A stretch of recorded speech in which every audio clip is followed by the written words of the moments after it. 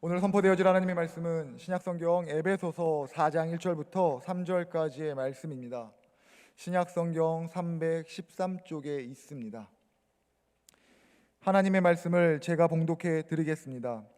그러므로 주 안에서 갇힌 내가 너희를 권하노니 너희가 부르심을 받은 일에 합당하게 행하며 모든 겸손과 온유로 하고 오래 참음으로 사랑 가운데서 서로 용납하고 평안에 매는 줄로 성령이 하나 되게 하신 것을 힘써 지키라. 아멘. 우리 성경을 들겠습니다. 시작. 나는 하나님의 사람입니다. 그래서 나는 믿음으로 도전합니다. 나는 하나님의 기적과 축복의 통로입니다. 할렐루야. 우리 함께 앞뒤 좌우 다시 한번 인사합니다. 축복합니다. 우리는 한 가족입니다 라고 인사합시다. 축복합니다. 우리는 한 가족입니다. 여러분과 함께 하나됨을 힘써라 라고 하는 제목으로 하나님의 말씀을 전하겠습니다. 우리는 예수님을 믿는다라고 고백을 합니다. 예수님께서 우리를 위해서 십자가에서 흘린 피의 그 은혜로 우리가 하나님의 자녀로 다시 태어난 존재들입니다. 하나님의 은총을 입은 사람들이죠. 그래서 우리는 믿음으로 하나님을 아빠, 아버지, 우리가 기도할 때도 아버지라고 하나님을 부릅니다. 그래서 우리는 한 가족입니다. 그런데 안타까운 것은 우리가 이렇게 한 가족이라고, 믿음의 한 가족이라고 말을 하고 그렇게 믿고 살아가지만 서로 사실은 알고 보면 믿지 못하여 비난하고, 그리고 또 적으로 여겨서 싸우기도 하고, 갈등을 일으키는 것을 극복하지 못하고 갈라쓰는 경우가 굉장히 많습니다. 목사가 목사를 비난하고, 목사가 또 교인을 흉을 보고, 교인들은 또 목사를 또 비난하고, 교인과 교인들이 서로 그 모든 이 일들을 극복하지 못하고 헐뜯고 또 갈라쓰는 그런 모습을 우리 지역교회에서 심심찮게 보게 됩니다. 여기서 지역교회라고 하는 것은 하나님께서 아버지가 되시고 전체적인 교회를 우리 공동체를 이야기하는 것이 아니라 로컬 처치라고 하는 이 우리가 함께 모이는 예배드리는 그 공동체 하나하나를 지역교회라고 이야기를 합니다. 2000 지역에 있는 교회를 뜻하는 것이 아니라 성도들의 모임, 그것을 지역교회라고 이야기를 합니다. 그런데 예수님께서 우리에게 명령하신 것은 마태복음 5장 9절을 보게 되면 화평하게 하는 자는 복이 있나니 그들이 하나님의 아들이라 일컬음을 받을 것이며, 여기서 아들이라고 하는 말은 하나님의 자녀라고 하는 통칭입니다. 아들만 뜻하는 것이 아니라 하나님의 자녀라고 하는 그런 통칭을 이야기하는데, 우리가 이렇게 예수님께서 우리에게 원하시는 것은 화평입니다.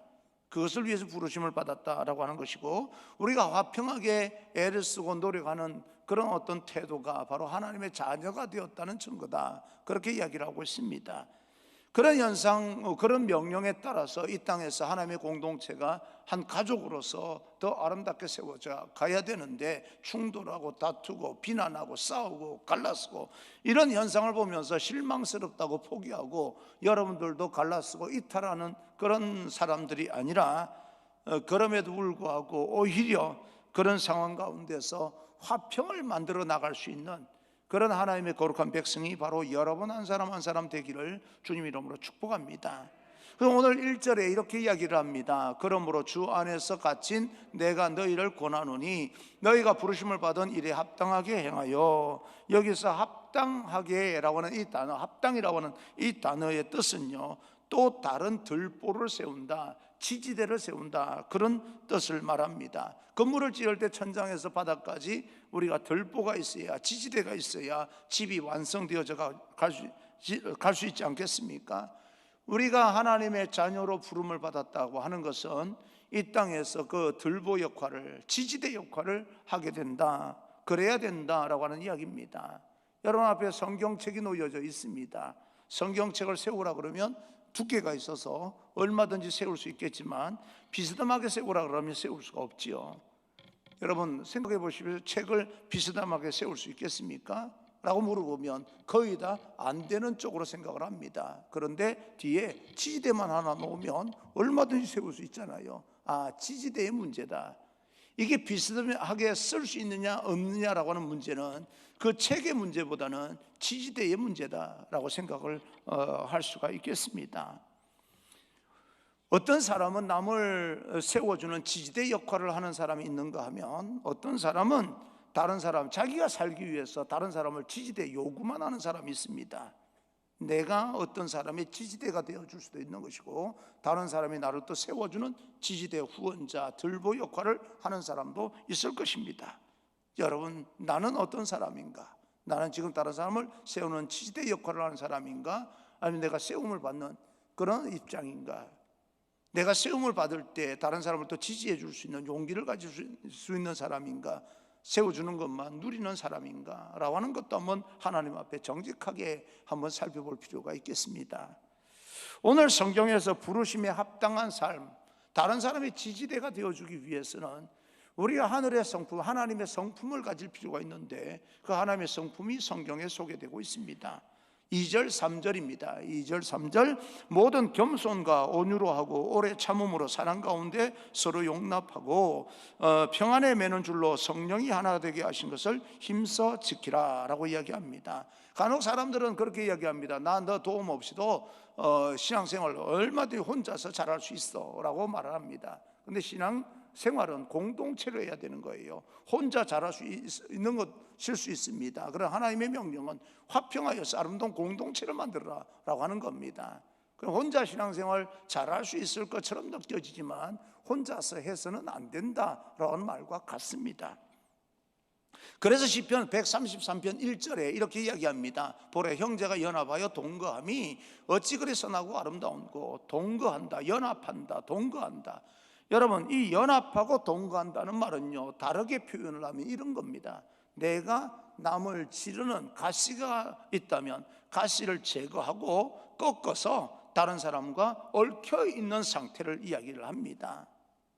최근에 어떤 분이요 저에게 그렇게 이야기를 합니다. 며칠 전에 그 사람이 나를 돕겠다고 이야기를 하니까 내가 너 도움 필요 없어 이렇게 단호하게 이야기했다는 거예요. 아무리 생각해도 내가 사람 면전 앞에 두고 나 너 도움 필요 없어 라고 극한적인 적대관계가 있지 않고서야 어떻게 그렇게 말할 수 있었을까라고 생각을 해보는데, 나는 그런 기억이 전혀 그 사람의 적대관계나 이런 것이 없기 때문에 전혀 그런 생각이 나지 않는데, 그 사람은 또 그렇게 들었다는 거예요. 그러니까 그게 상처가 됐다는 겁니다. 10년 정도 지난 이야기를 갑자기 그런 식으로 꺼내는 이유가 뭘까 하는 생각을 해봤습니다. 저번에 기억도 없는, 제가 말을 하는데 좀 거칠게 이야기하는 부분은 있겠지만 장치를 어느 정도 마련하고 내가 말을 하는 사람인데 직설적으로 그랬다는 거예요. 그래서 상처가 됐다는 거예요.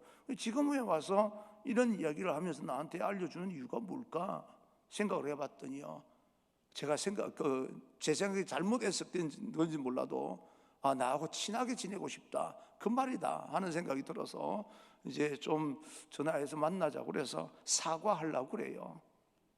그 사과해야죠. 그랬대는데 어떡합니까? 사과해야죠.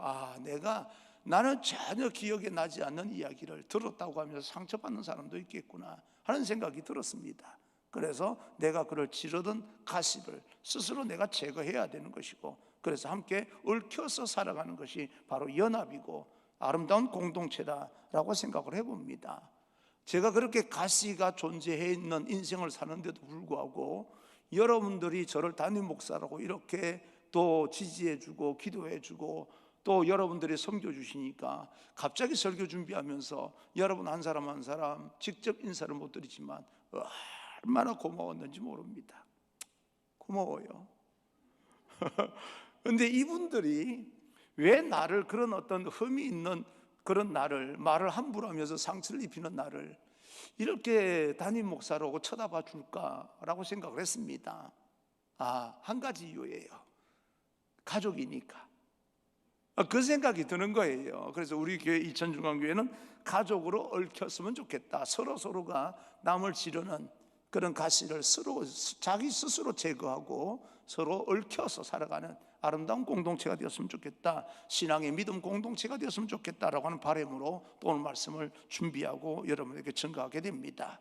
그래서 이 믿음의 공동체를 하나 되게 하기 위해서 우리가 가져야 될 하나님의 성품, 우리 안에 있는 하나님의 성품은 뭘까? 첫째, 겸손과 온유함으로. 겸손과 온유함은 눈에 보이지 않습니다. 현상이 아니에요, 그죠? 현상을 만들어내는 그런 어떤 것이지, 성품이지 현상은 아닙니다. 빌립보서 2장 3절입니다.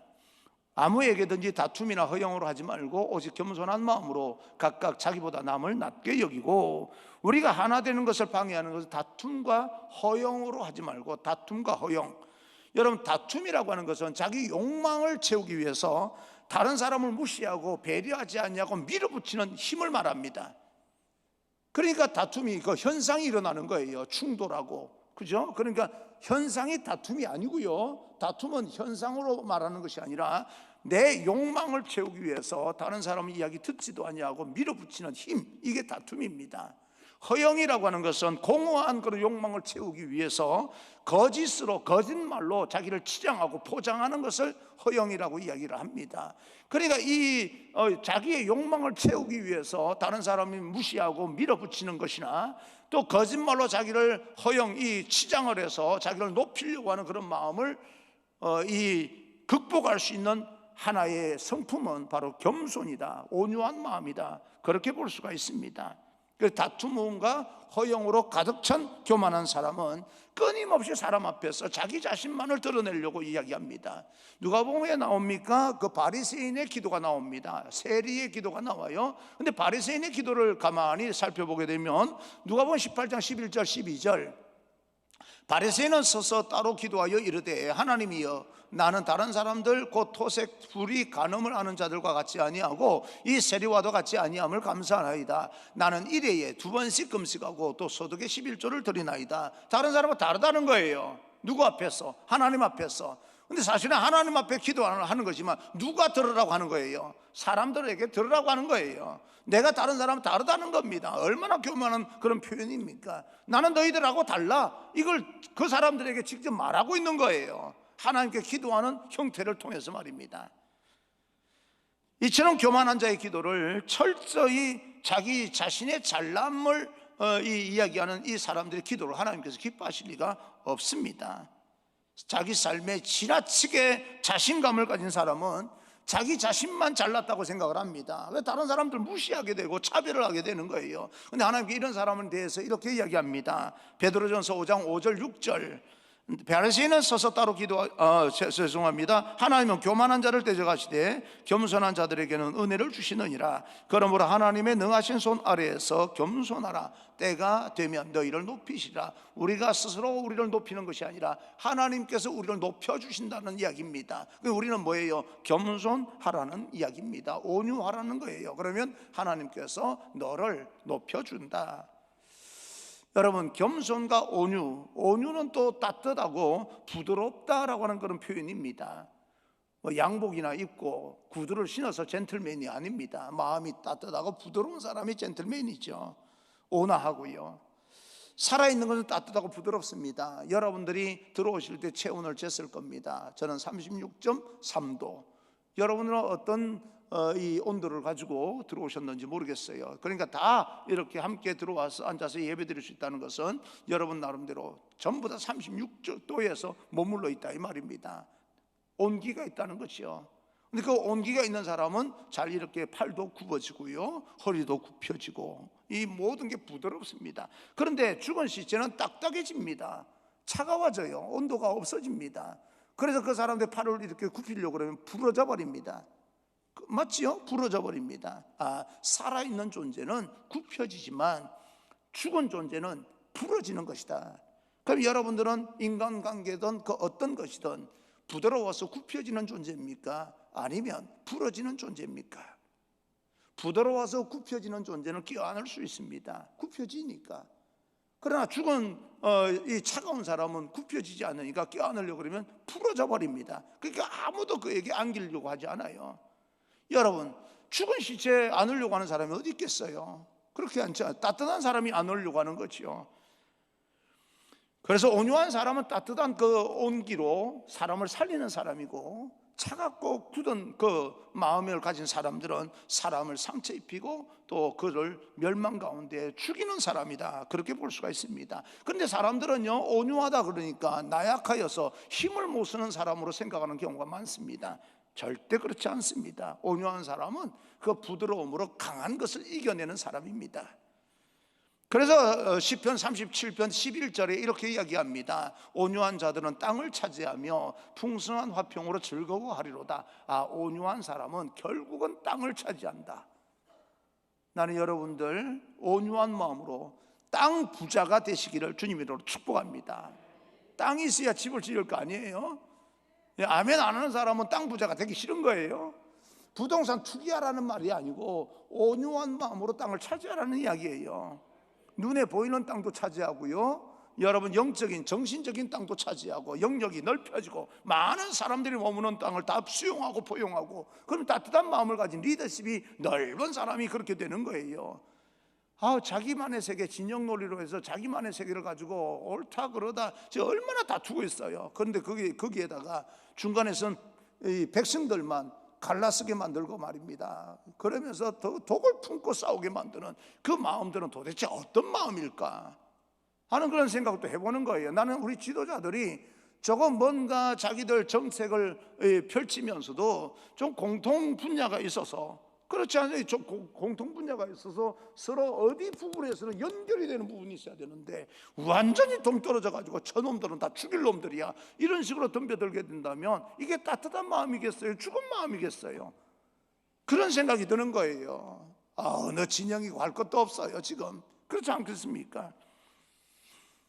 그래서 온유한 사람, 나는 여러분 다시 한번 축복합니다. 마음이 따뜻하고 온유하여서 눈으로 보이는 땅을 포함해서 모든 땅의 주인이 되시길 바랍니다. 땅 부자가 될지어다. 그러니까 어떤 사람은 나보고 이야기합니다. 기복신앙을 조장하는 거냐고.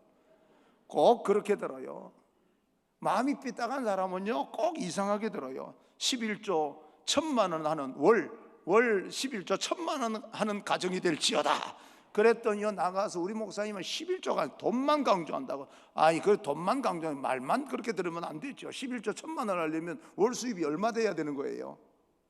1억 그 1억 벌어라는 소리지. 그러면 우리 성도님들 1억 버는 가정이 될지어다 그러면 11조 안 하려고 그래. 그러니까 11조는 내가 내 스스로 능력으로 한 게 아니라 하나님의 은혜로, 그 정도 되면 하나님의 은혜로 되는 거니까. 이제 하나님의 은혜로 되었다고 하면 표시로 11조 1,000만 원 하고 1억을 벌래요? 아니면 11조 안 하고 100만 원을 벌래요? 대답을 안 하시는 거 보니까 생각이 복잡한 모양이에요. 내가 지금 11조 해라는 이야기입니까? 가정마다 물질의 복을 받으라고 하는 겁니까?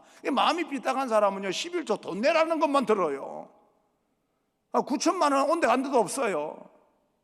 나는 여러분 축복합니다. 올해는 여러분 가정에 11조 소원하는 대로 달성되는 가정 되기를 축복합니다. 그게 얼마가 됐는지 잘 모르겠지만 나는 1,000만 원 11조 내는 가정이요 여러 가정 나왔으면 좋겠어요. 여러 가정. 아멘 안 하는 분들은 11조 말 듣고 뒤에 나타나는 그 현상들을 잘 모르는 사람들. 그런데 이렇게 겸손과 온유한 마음에서 나타나는 현상이 있습니다. 겸손과 온유는 눈에 보이진 않아요. 근데 그것으로 드러나는 현상이 있어요. 두 번째, 오래 참음과 용납함으로. 고린도전서 13장을 보게 되면 사랑장이라고 이야기하는데 사랑을 표현할 때 오래 참음으로 표현합니다. 세상의 모든 사람들은 나름대로 참고 살아갑니다. 그죠? 여기서 뭐 참고 살아가지 않는 사람이 어디 있어요? 근데 문제는 오래 참지를 못합니다. 디지털 문화가 갑자기 우리 삶 속에 쑥 들어왔기 때문에 그 디지털 문화는 1과 0이거든요 1과 0이니까 이거 아니면 이거니까 못 기다리는 거예요. 결과가 나오냐 안 나오냐, 옳으냐 그러냐, 이거밖에 없어요. 그러니까 이게 힘든 거예요. 그런 삶 가운데서 오래 참음과 용납함이라고 하는 것은 디지털 문화가 아니라 제가 다시 해석하면 아날로그 문화입니다. 따뜻한 마음이에요. 참아주는 거예요. 오래요. 내가 예수 믿기 때문에 그래 조금만 더 참아주자 이 마음이에요. 세상 사람들은 모두 못 참겠다고 막 그냥 이렇게 화가 나서 막 뚜껑이 열린다 어쩐다 이렇게 말할 때, 나는 예수 믿는 사람이기 때문에 그래 조금만 더 참아주자, 이런 마음을 가지자는 겁니다. 그런 사람들이 세상을 변화시켜 나가는 사람들입니다. 고린도전서 13장 7절을 보게 되면 모든 것을 참으며 모든 것을 믿으며 모든 것을 바라며 모든 것을 견디느니라. 여러분, 예수 믿기 때문에 죄송해요, 여지껏 참았는데 또 참으라는 거예요? 아니요, 조금만 더 참아봅시다. 조금만 더 견뎌봅시다. 왜 우리가 그래야 되냐면 하나님께서 우리를 오래 참아주시고 계시기 때문에 그렇습니다. 베드로후서 3장 9절을 보게 되면 주의 약속은 어떤 이들이 더디다고 생각하는 것 같이 더딘 것이 아니라 오직 주께서는 너희를 대하여 오래 참으사 아무도 멸망하지 아니하고 다 회개하기에 이르기를 원하시느니라. 변화되어서 누리기를 원하는 거예요. 오래 참아준다는 거예요. 하나님께서 여러분 삶에 개입해 주지 않으시는 게 아니라 지금 개입하면 축복, 우리는 축복받는 거로 생각하지만 자칫하면 우리가 하나님께서 지금 우리 삶에 개입하면 우리의 생각과는 전혀 다르게 심판일 수 있는 거예요. 일주일 동안 여러분 살아온 생활을 한번 생각해 보십시오. 하나님의 축복입니까? 심판입니까? 장담 못하는 거예요. 저는 농사 짓는 사람을 잘 모르지만 요만큼 압니다. 농사 짓는 부분을 요만큼 알아요. 근데 특히요, 사과 농사 짓는 분들 한번 생각해 보세요. 사과나무에 사과 열매가 많이 맺히는 게 좋아요? 안 맺히는 게 좋아요? 많이 맺히는 게 좋지요. 그런데요, 실질적으로 장치를 마련하지 않으면 많이 맺히면 맺힐수록 어느 순간에 가지가 찢어져 버립니다. 맞지요? 그냥 찢어지지 않기 위해서 찢어지지 아니하고 그 열매를 다 거둘 수 있는 방법은 뭡니까? 그 알을, 사과 알을 더 크게 만들기 위해서는 가지치기를 해주면 될 것 같고, 그리고 이 사과가 더 크게 만들어져서 가지가 찢어질까 염려스러우면 뭐예요? 받침대로 가지고 그 열매를 지탱할 수 있는 힘을 가질 수 있도록 버팀목을 해줘야 되는 거예요.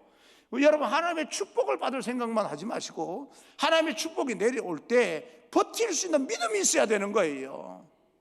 오늘 여러분 새벽에 나오신 분들은, 말씀을 들으신 분들은 믿음이라고 하는 것은 다니엘을 통하여서 말씀을 전하는 걸로 알고 있는데, 믿음이라고 하는 것은 축복받는 것이 아니고 축복받을 때까지 견디는 힘이라고 말씀하시는 거 제가 이해를 했습니다. 맞는 말이잖아요. 믿음은 축복받는 게 아니에요. 믿음으로 축복받는 게 아니라 하나님은 무조건 다 축복해 주시는 거예요. 그러니까 믿음으로 뭐예요? 축복받을 때까지 견디는 거예요. 이게 믿음이다라고 봤을 때, 그러면 견디면 받지 못할 사람이 아무도 없다. 믿음으로만 견디면. 그게 성경적인 거지요. 세상을 살다 보니까 실수할 수도 있습니다. 잘못을 범할 수도 있어요. 그런데 그 실수로 인하여서 가룟 유다처럼 하나님을 영원히 떠나버리는 영혼이 아니라, 내가 실수했음에도 불구하고 하나님 앞에, 예수님 앞에 나와서 베드로처럼 통곡하면서 애통하면서 하나님 나 좀 도와주세요 라고 해서 하나님 앞에 더 아름답게 쓰임받는 사람이 되어야 된다면 우리가 믿음으로 기다릴 필요가 있다 하는 것입니다. 그렇게 오래 참으면서 기다릴 필요가 분명히 있습니다. 하나님께서 우리를 기다려 주시기 때문에 그렇습니다. 로마서 15장 7절을 보니까, 그러므로 그리스도께서 우리를 받아 하나님께 영광을 돌리심과 같이 너희도 서로 받으라라고 하는 말이 뭐예요? 용납해 줘라 라고 하는 이야기입니다. 있는 그 모습 그대로 용납해 줘라. 그게 잘 안 됩니다. 왜냐하면 기준이 나에게 있기 때문에. 하나님께서 용납해 주셨다는 생각보다는 내가 기준을 세우니까 이게 왜 안 되지? 이렇게 돼버리는 거예요. 그런 게 많아요. 다른 사람이 볼 때는 내가 한없이 부족한데 나도 다른 사람을 내 기준으로 정지하고 있는 거예요. 왜 이게 안 될까? 이런 생각을 하는 거예요. 얼마나 교만합니까? 하나님은 있는 모습 그대로 받아들여 주셨는데. 우리가 잘 부르는 찬양 중에 사랑해 주님이 날 사랑하시네, 내 모습 이대로 받으셨네, 이대로 받았다는 거예요. 가감없이. 사랑해 주님이 널 사랑하시네, 나도 널 사랑하며 섬기리. 나는 이 찬양을 이래 보면서 맞아, 내가 기준 세워서 이렇다 저렇다 잣대를 재어서 할 건 아니구나라고 생각하는데, 설교할 때는 이렇게 말을 하면서 또 내려가면요 또 잣대를 가지고 또 재고 있어요. 왜 안 될까? 이렇게 연약한 사람이기 때문에 나 역시 하나님의 도움이 필요합니다. 하나님은 우리를 하나님의 자녀로 삼으실 때 조건을 달지 않았어요. 탕자의 비유 여러분 아시죠? 누가복음에 나오는 탕자의 비유를 볼 때 둘째 아들이 아버지가 죽지도 않았는데 재산을 달라고 그래요. 근데 그런 어떤 못된 그런 어떤 요구에도 불구하고 아버지는 또 재산을 줍니다. 주니까 또 그 재산을 가지고 타국에 가서 다 허랑방탕 낭비하고요, 이제 다 거지가 돼버렸어요.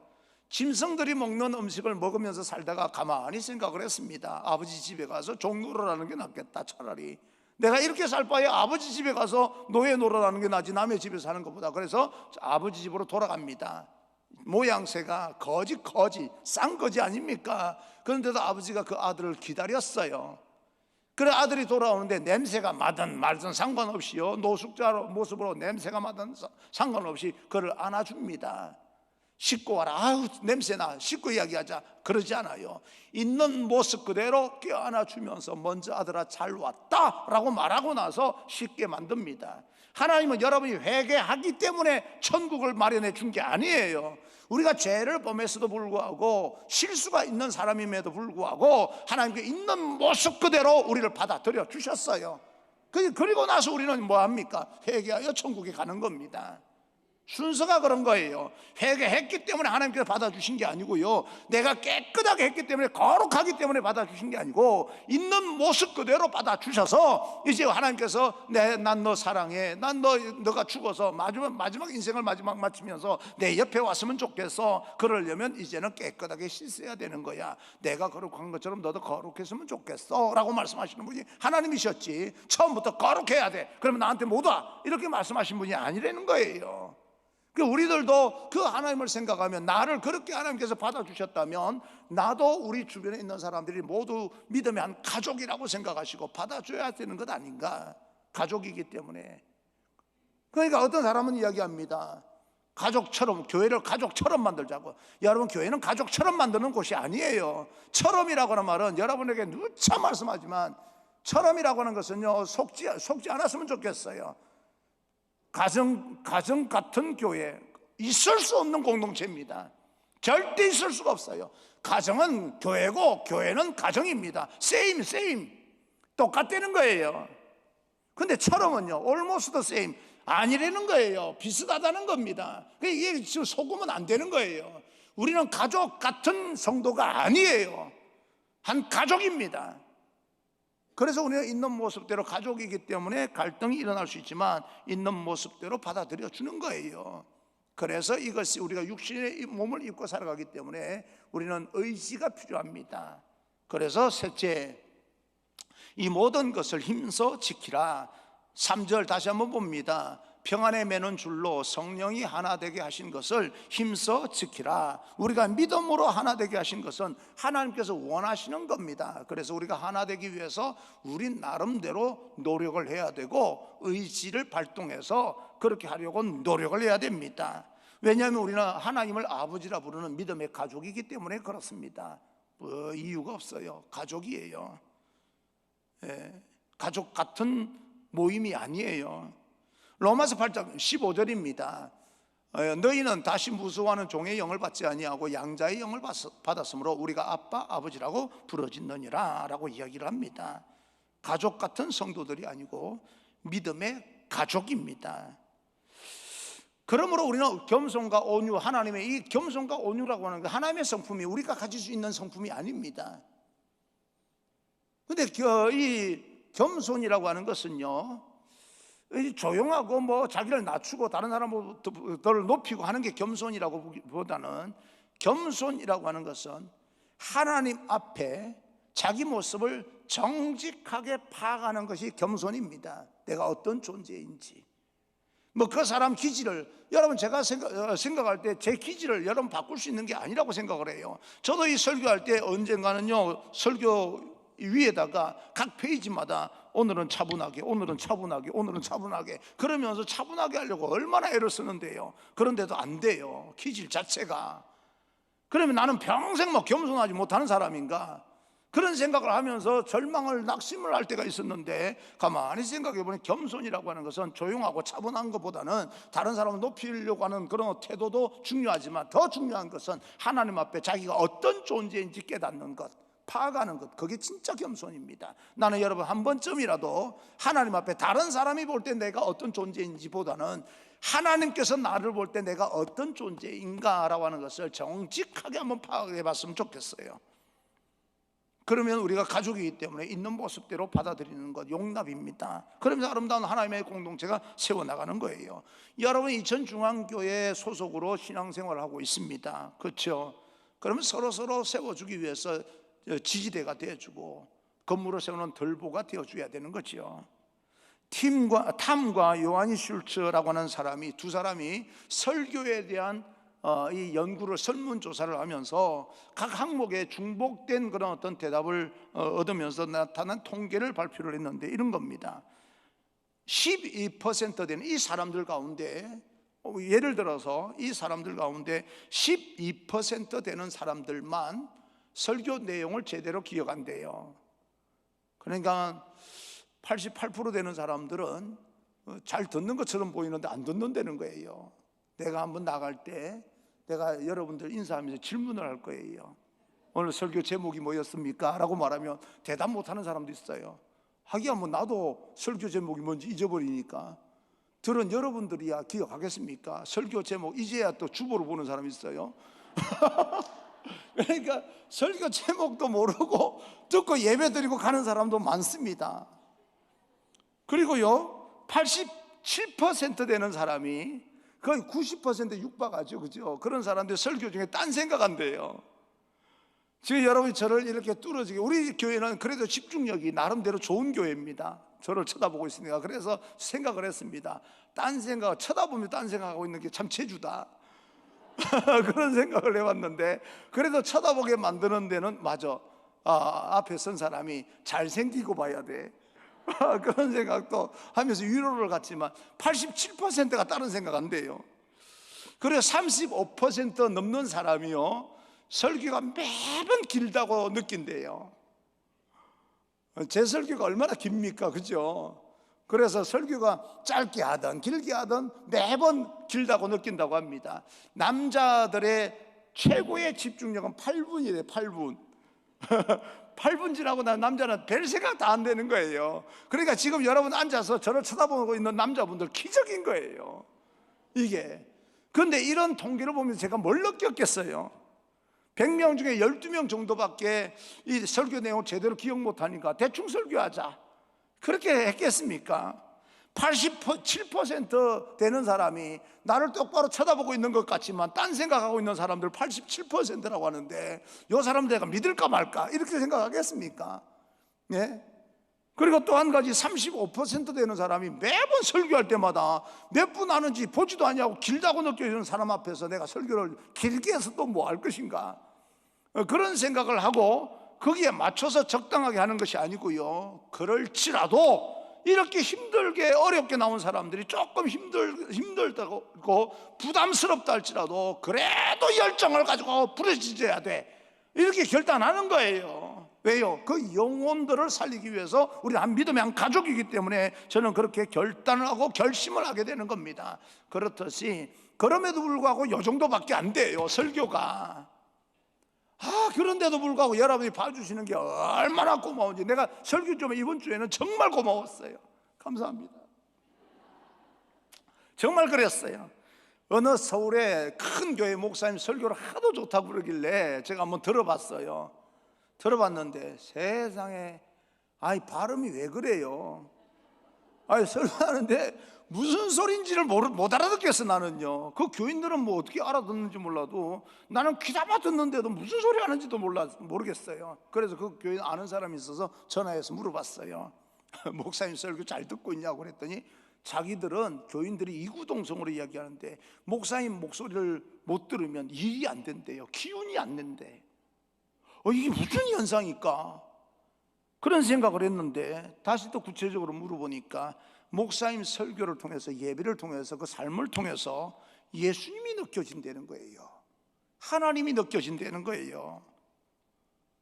여러분, 그 목사님을 통해서, 설교를 통해서 하나님의 말씀이 느껴지고 하나님의 마음이 느껴진다면 다 아니면 그 설교가 최고의 설교 아닙니까? 맨날 이렇게 사랑합시다 하는데도 불구하고 82% 되는 사람이 설교 전혀 기억 못하고 돌아가는 것보다 어느라고 전혀 전달이 안 될 것처럼 느껴지는데도 하나님의 마음이 느껴지고 그 교회가 계속해서 부흥하는 것은 거의 유일 것이다 라고 생각하는데, 사랑이 없으면 정말 짜증날 정도의 목소리인데도 불구하고 그 안에 하나님의 마음이 녹아져 있으니까 짜증이커녕 세상에서 이겨낼 수 있는 힘이 생기는 거예요. 아, 설교 잘한다는 것이 말 잘하는 것이 아니다라고 하는, 하나님의 마음을 잘 전달하는 것이 설교를 잘하는 것인데 나는 지금 뭐하고 살아왔나 하는 그런 생각이 들 때가 있었습니다. 사랑은 허다한 허물을 덮는다고 그랬습니다. 사랑은 용기를 주고 서로 일으켜 세워준다고 이야기했습니다. 우리는 한 가족이기 때문에 서로 사랑할 이유가 있죠. 서로 있는 모습 그대로 용납하면서 받아들여주고 지지해주고 후원해주고, 그러니까 그게 가족 아닙니까? 살아가다 보면 가족끼리 충돌을 일으킬 때가 있어요. 갈등을 일으킬 때가 있습니다. 그런데 가족은요, 그 갈등이나 뭐 여러 가지 다툼은 쉽게 극복이 되는 겁니다. 가족이기 때문에 쉽게 굽힐 수 있는 거예요. 그래서 3절을 다시 한번 읽고 설교를 마치려고 합니다. 평안에 매는 줄로 성령이 하나 되게 하신 것을 힘써 지키라. 힘들고 어렵고 쉽지 않은 순간순간 보내더라도, 시간을 보내더라도 여러분 다른 사람을, 그래서 마음이 힘들고 어려워서 다른 사람을 찌를 수 있는 그런 가시를 스스로 제거하고, 그래서 더 얽혀서 서로 지지해주고 후원해주고 잘 비스듬이라도 세워서 함께 나가는 아름다운 공동체, 우리 이천중앙교회 공동체가 되기를 바라고 여러분 믿음의 가족 공동체가 되기를 주님의 이름으로 축원합니다.